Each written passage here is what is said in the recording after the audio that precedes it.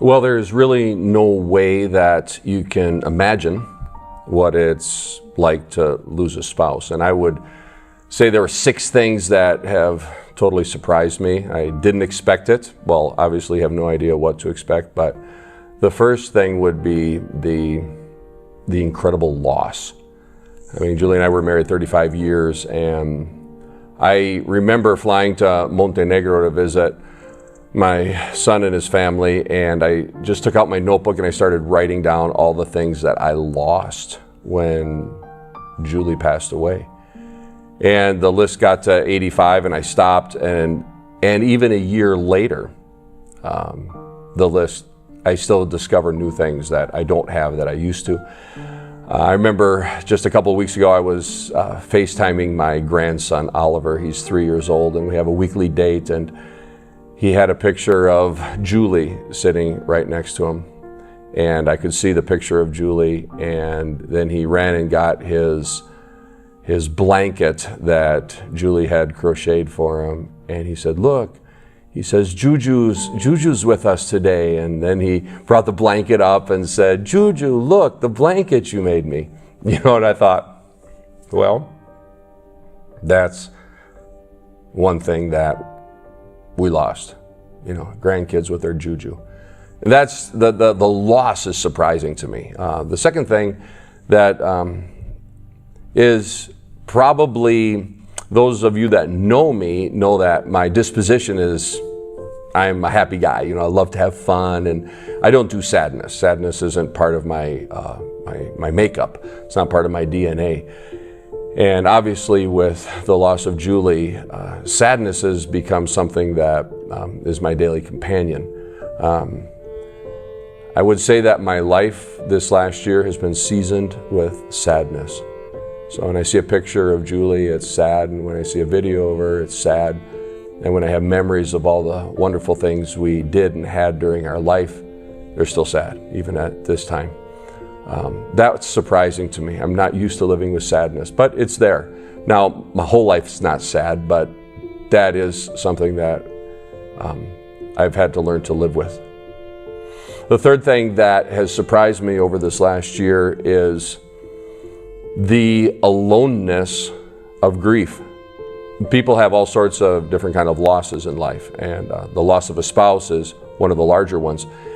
I had no idea how alone one feels in the grieving process. It's just a very isolating, alone feeling. It's people can be around you. You can be with other people that have experienced loss, but yet, because nobody knows what you're feeling, know what you're going through, nobody knew Julie like I did. I mean, everybody's experience is so particular. It's so alone. It's a lonely experience, grief. So that was surprising to me. Now, those are 3 things that are kind of depressing, but then there's 3 things that, again, when I say they're surprising, it's almost like I can't hardly put them into words. And that is, the 4th thing would be the grace of God. I mean, the grace and peace of God is basically beyond words. And I'm not usually a guy that is without words, but it has been mind-blowing. It has been very surprising to feel the support and the strength of God during loss. I mean, I really don't know what I would do. It's been difficult, but it's not been desperate and so overwhelming that I can't go on with life. It's just that God's grace, God's presence is the real deal. The 5th thing that's surprising is when Julie passed away, I remember that the Lord gave me the instructions that to be able to handle this well, to have a life of thanksgiving and to rejoice always and keep on doing what God's called me to do, not throw my relationship with God out the window. But the power of thanksgiving, even in the midst of grief, to be able to, in the morning, in the afternoon, in the evening, have a grateful heart for what I do have and what I did have.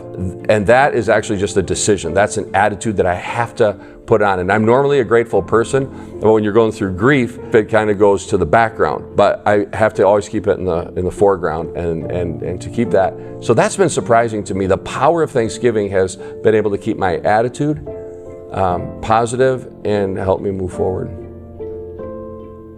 And the last thing that's been surprising to me has been the support of my family and friends.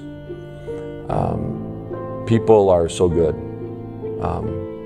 Obviously, nobody really can do anything, or nobody knows what to say, and that's understandable. But just the people that have been there, the people that write, the people, when I post a photo of Julie and somebody puts a crying emoji on, I like those. I press like.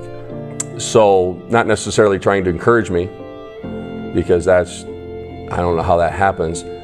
But I remember I was down south a couple of months ago, and I hadn't seen a pastor since Julie had passed away, and like 7 months had passed. And I was thinking, oh, you know, he knew Julie so well, and when we meet, I wonder what that's going to be like. I wonder what he's going to say. And I remember getting out of the car.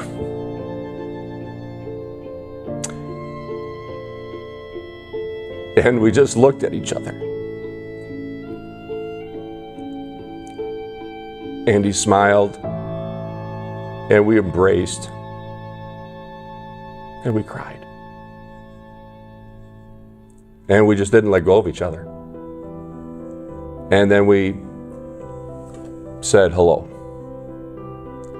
And it was like, in the last year, that's been one of the most meaningful ways of just saying, I don't even know what to say, but I'm with you. And that's the way the family and my friends and my ministry has been for me. It's just been absolutely amazing. It's been surprising.